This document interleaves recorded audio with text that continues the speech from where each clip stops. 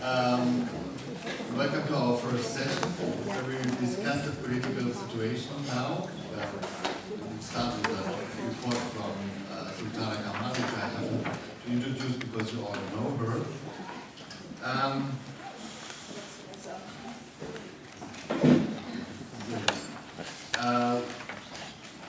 We will have a view on 1 year of Bangladesh, 1 year after the election. 2 years ago we had a similar meeting, you and Mahfouz Anam, 1 year before the election. It was that time the issue, the thing. Mahfouz Anam, the editor of the Daily Star. One of the demands at that time, or some of the demands at that time, were we should have more democracy, more participation, especially inside the parties,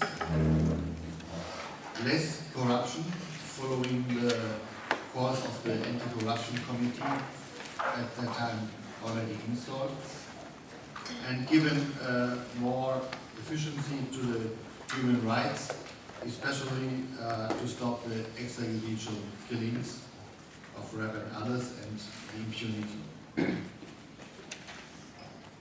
There were others, social and economic demands as well. But where do we stand now? Sultana Kamal will strike the balance in about 15 or 20 minutes so that we have enough time for questions and remarks afterwards. Thank you. Thankful gratitude to everybody who sacrificed the morning sleep to come here to listen to me in the morning about something which I think is a common knowledge. Everybody knows what's going on in Bangladesh in the political scene, more or less. The general idea is probably, is everybody's knowledge, that nothing very much new to add to that. Unless something radical has happened since last evening, like the volcano in Iceland, which stopped everybody from flying out and in. But then I have no news of such change in the political scene in Bangladesh. And my apologies to friends who have been in the Brussels meeting, because probably I'll have to say pretty much the same thing that I said in the Brussels meeting also. As I said that I don't know if anything has changed that dramatically that I have new information to give. Anyway, we all know that the present government came to power with an overwhelming majority through the December 29, 2008 elections. And the 14-party alliance has more than 2/3 majority in the parliament, and Army League itself probably has enough to really form the government.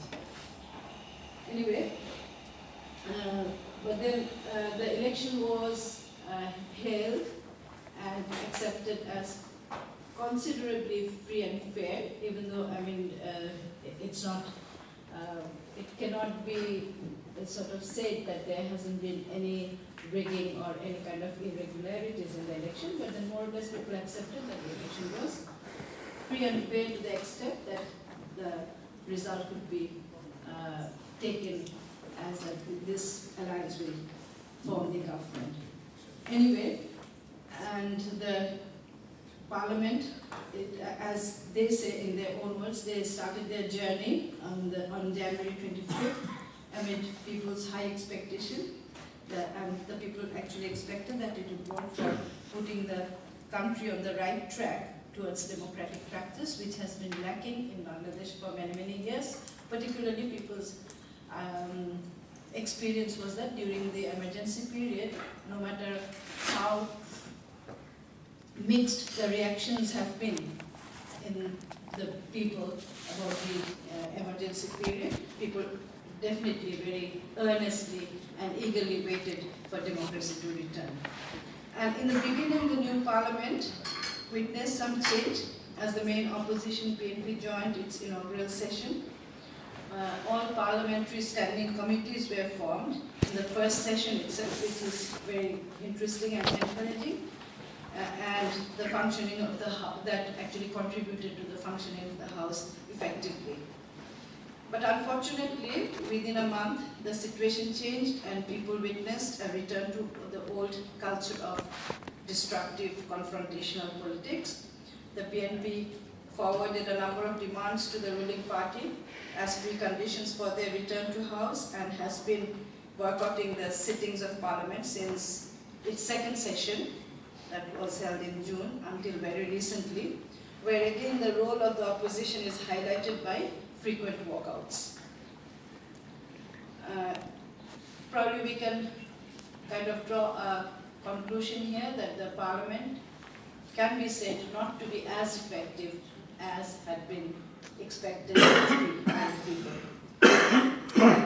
And we are not sure whether the opposition is correct in boycotting the Parliament on the issues that particularly relate to the party sentiments rather than national interests.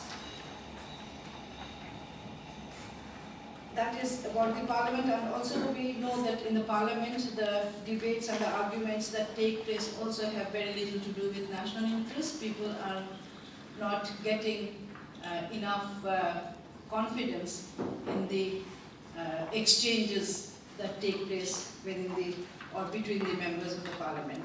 So there's quite a serious criticism about the way the Parliament is being run, and we have a political culture of winners take all. So basically it's the ruling party which is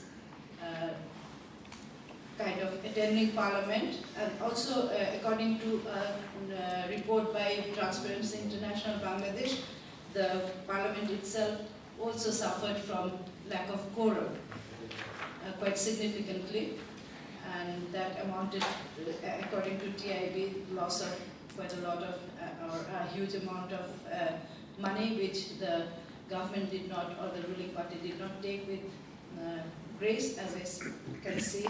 There has been quite a serious tension between TIB and the ruling party regarding this particular matter.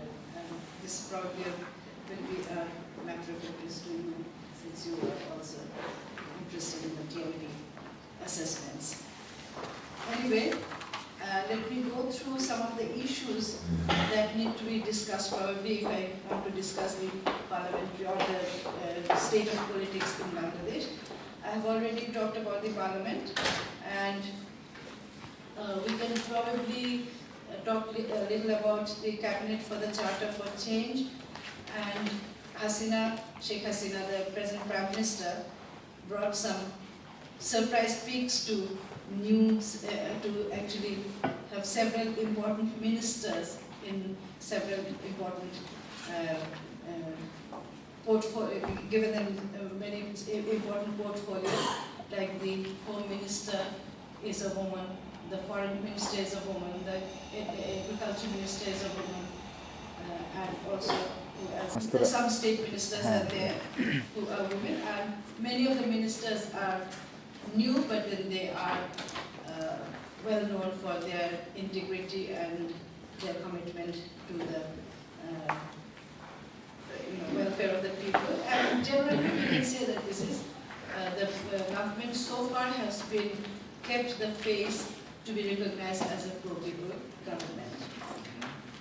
And then this government also gave election to Upazila Parishad on 22nd January 2009, but then the provision of advisory role of the MPs generated a lot of criticism among the people themselves, but then probably the act will be reviewed, as I hear from the news, and we haven't been in touch with the authorities as such, but then the news is that the act probably will be reviewed by the government.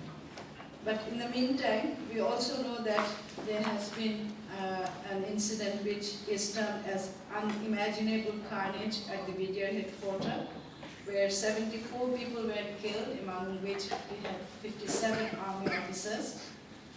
And subsequently, we also have seen that 54 BDR men died, allegedly from torture since the mutiny, torture by the authorities, either the jail authorities or they were in the BDR headquarters within confinement, but then we heard of death news of all these BDR men.